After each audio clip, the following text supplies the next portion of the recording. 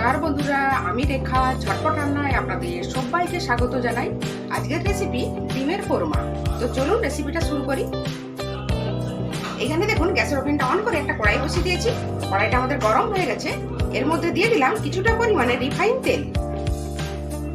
এখানে দেখুন দুটো মিডিয়াম সাইজের পেঁয়াজ এইভাবে কেটে নিয়েছি, বেরেস্তা বানিয়ে নেব। তেলটা আমাদের গরম হয়ে গেছে, এর মধ্যে পেঁয়াজগুলো দিয়ে দেবো। হাই ফ্লেমে পেঁয়াজগুলো হালকা লাল করে ভেজে নেব। পেঁয়াজের কালারটা চেঞ্জ হয়ে গেছে, এর থেকে আর বেশি ভাজবার প্রয়োজন নেই। এবার একটা পাত্রে তুলে নেব। দেখুন তুলে নিয়েছি, বেরেস্তা আমাদের রেডি। এখানে দেখুন 6 পিস ডিম আমি লবণ দিয়ে সেদ্ধ করে নিয়েছি। ডিমগুলো আমি এইভাবে হালকা করে চিরা লাগিয়ে দেব, যাতে সব মশলাগুলো ভেতরে ঢুকতে পারে।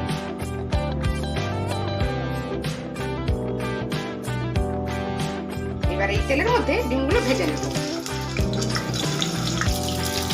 বেশি ভাজবো না, কিন্তু হালকা ভেজে নেব।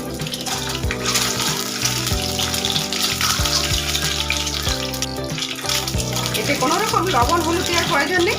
ডিমগুলো আমি আগে থেকেই লবণ দিয়ে সেদ্ধ করে নিয়েছি।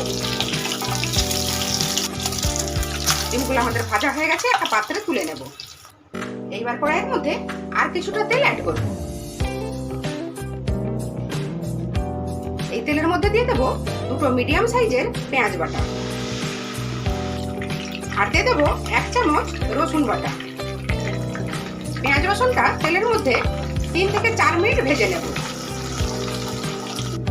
এখানে দেখুন একটা ছোট প্লেট নিয়েছি, এর মধ্যে দিয়ে দিলাম সামান্য পরিমাণে হলুদের গুঁড়ো, আর দিয়ে দেবো 1/2 চামচ জিরের গুঁড়ো, আর দেবো 1/2 চামচ লঙ্কার গুঁড়ো। এর মধ্যে সামান্য জল দিয়ে একটা পেস্ট বানিয়ে রেখে দেবো।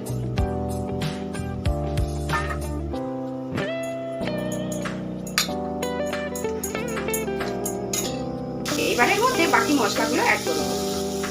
এর মধ্যে দিয়ে দিলাম দুটো টমেটো বাটা, স্বাদ মতো লবণ। এবার দেবো আগে থেকে যে মশলাটা বানিয়ে রাখলাম। এবার সব মশলাগুলো খুব ভালোভাবে কষিয়ে নেব। গ্যাসের ফ্লেমটা মিডিয়ামে রেখে 2-3 মিনিটের জন্য ঢেকে দিলাম। দেখুন 2-3 মিনিট আমাদের হয়ে গেছে।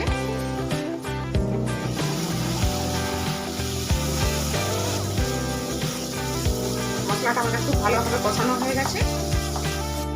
এইবারের মধ্যে আগে থেকে ভেজে রাখা ডিমগুলো দিয়ে দিলাম। 1 মিনিট মশলার সাথে নাড়াচাড়া করে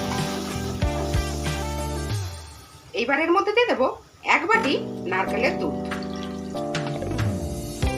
আপনারা গরুর দুধও ব্যবহার করতে পারেন, কিন্তু নারকেলের দুধ দিলে টেস্টটা আরো ভালো হয়।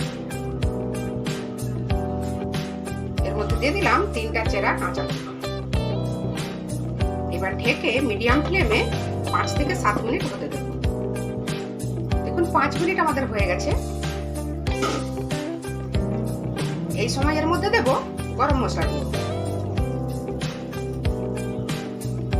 মিশিয়ে নেব। দেখুন ভালোভাবে মিশিয়ে নিয়েছি। গ্যাসের ফ্লেমটা অফ করে দিলাম। এবার উপর থেকে দিয়ে দিলাম কিছুটা বেরেস্তা। এবার ঢেকে 5 মিনিট রেস্টে রেখে দেব।